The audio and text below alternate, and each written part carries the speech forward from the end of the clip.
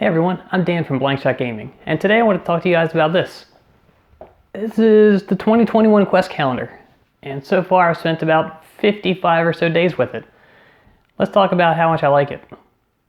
So the first thing I like about this, and the biggest appeal to me, was the ease of entrance into this. So I'm not a big traditional D&D RPG player. I like board games, I like tabletop games, but D&D always struck me as very complicated to get into. There's lots of charts, tables for charts, and specific books for the charts for the tables, and it's too much, right?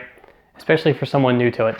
But the Quest Calendar, all you have to do is read the page, and then the page tell you exactly what die to roll or dice to roll for the day, and then how to resolve that in simple steps. The characters are just presented on a single character sheet. There's no complicated charts or anything like that to refer back to. You just roll the die, apply the results, and then move on to the next day.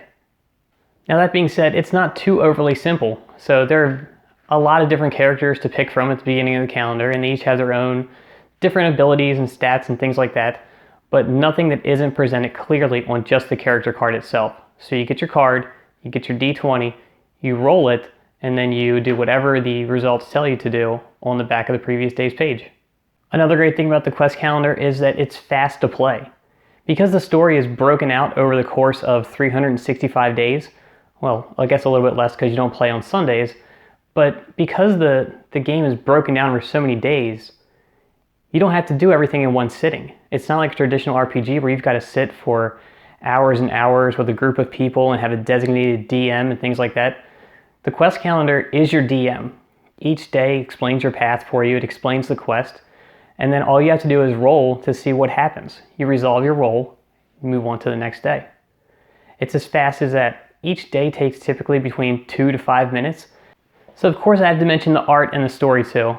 From the character art to the enemies and environments, everything is great inside the Quest Calendar. When you look through it, some of the days like yesterday where I was being trapped underneath of some rocks as I was trying to exit a cave are very, very artful and beautiful. Some of the other days are kind of cartoony and funny. Just depends on the day, but they did a great job with it.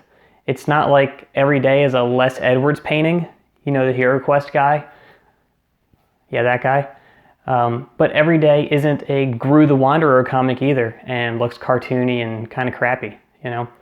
The team of artists did a great job, especially on the characters. I mean, look at my character. This is one of the Kickstarter backers from the first game. You could pump in enough money and then they would illustrate you as a character. So I'm hoping that's a pledge in this level. If it is, dig deep into those pockets and maybe I'll play as you in 2022. So if all this stuff appeals to you, and I don't know why it wouldn't, jump on over to my YouTube channel, Blank Shot Gaming, and over there I've got a series of videos that I've been posting every day where I record my playthrough, I post it for you guys to look at, and then hopefully you guys are playing along at home, and down in the comments you can let me know how your day is comparing to my day. So, ending shameless plug for my YouTube channel.